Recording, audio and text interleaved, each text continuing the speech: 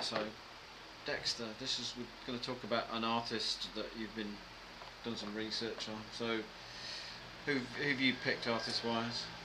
So I picked John Frusciante, the Red Hot Chili Peppers guitarist.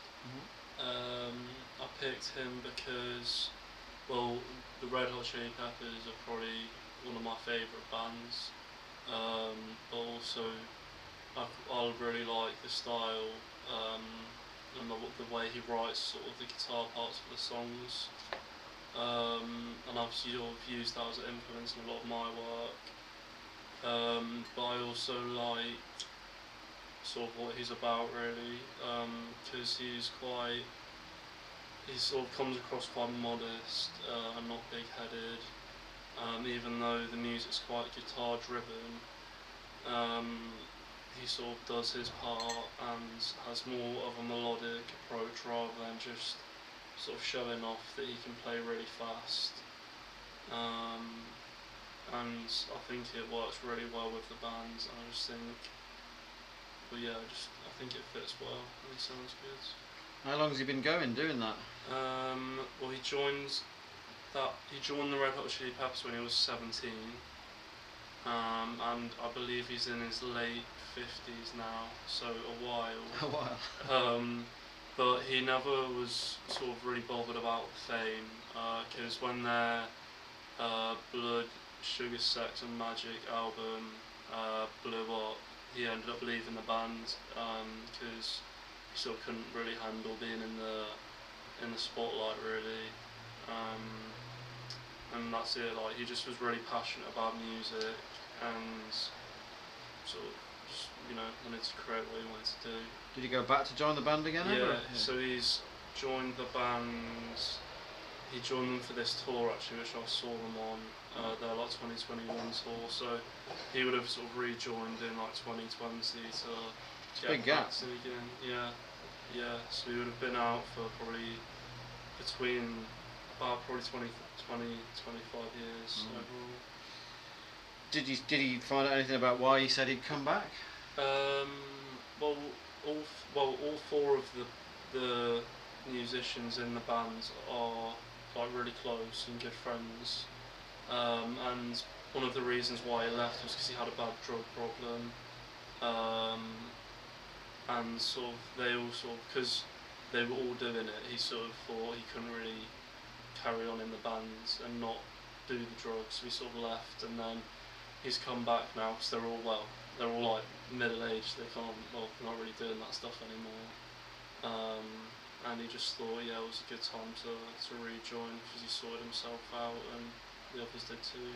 Great, that's really interesting. So inspiring and not just musical ways. It's that kind of. You talked about the humility of it. Yeah, because he's definitely got influence on his style of music to mine, but also just the way he holds himself and the way he is as a person, really.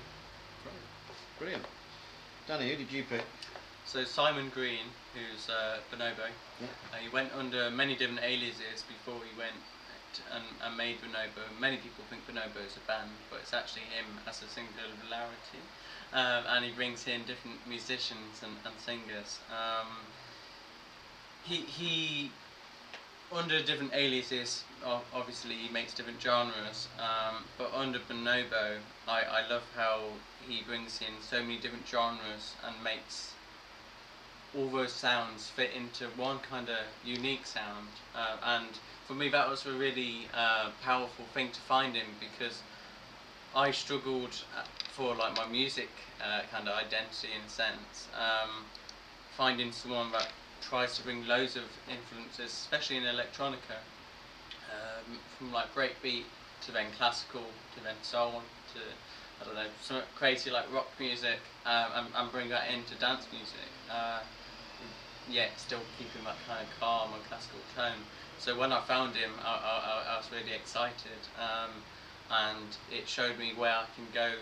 Well, hopefully, someone blows up that big, but just the way he's very true to his sound and stays with his passion. He's on Ableton and he uses a lot of equipment I use. He's got an awful lot more because he can afford it. But he also uses the Akai APC 40 Mark II, what I use, and that's where you trigger off stems through Ableton, and then he's got, I don't know, whatever keys.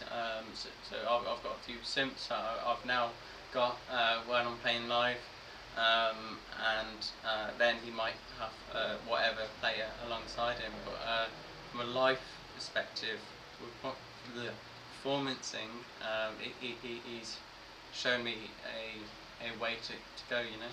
So you bought that kit and you're following exactly the sort of way that he, well, not exactly, but you're inspired by the kit and the technique and everything. What about his personal life? Do you know anything about that? I mean, you said he's quite focused on his he's quite old now. Oh, sorry, he's around 50, so he's not so old. But full perspective. He didn't get into music till I think his kind of late teens, 20s. And from looking back to it, he started on a humble beginning with not knowing so much, and he didn't have a teacher. He kind of started to have self-interest, and then through that he started learning more and more. And with me, I'm not classically trained. I'm not. I don't know anything about music theory. I kind of self-taught quite a lot.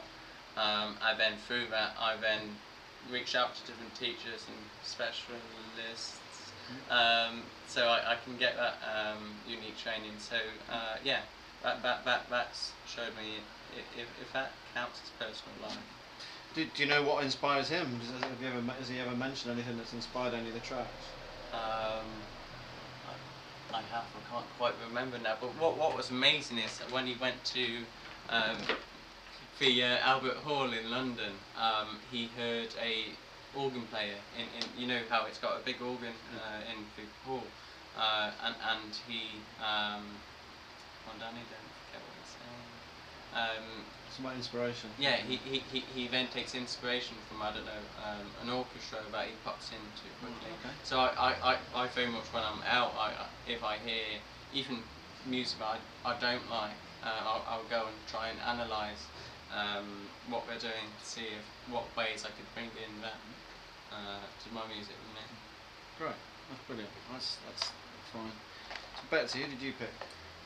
So I picked Tom Grennan, and Tom Grennan, he's a very soulful pop musician, and he's kind of more recently been breaking further into the charts with Radio 1 plays, but he kind of goes back for a long time now. I mean, he's been in the industry for over 10 years, and he started out originally he did an acting degree, and he's always had that interest, and I think that really shows through his music and his performance, because he definitely brings a lot of character, which really draws me to him, and that definitely has influenced the way that I perform my music, with being a bit more dramatic and kind of putting on a show. But that was, quite a while ago for him, and he just did open mics, and then he went on a single with, I think it's Chasing Status, and that really blew up, and then that's where he got kind of different labels interested, and that's where he started releasing more music, so yeah. Okay, brilliant. Do you know anything about his personal life outside of music? So with his personal life, I mean, he's quite a funny character, Right. and he's often on social media a lot, kind of collaborating with different YouTubers, and he's just actually done a video with KSI, but that's very much him as a person, and that kind of shows through his social medias.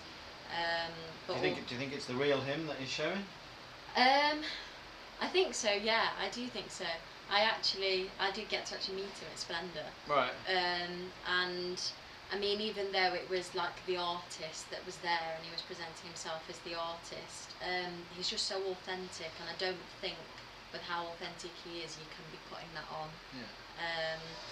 And from reading different things about him, his music's very personal, and I know that on the side of the stage he always kind of has his mum there, and close people, which is really nice.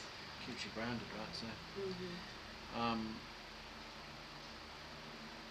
Yeah, what's interesting me about that discussion is the acting, because I know you said earlier that you did an acting course this year earlier on, and it's always struck me that the front people, which you are, um, they hide. They don't hide. They mask up. You have to, in a sense, no one worth their salt at the front of any act can do it without some serious issues, pain, things.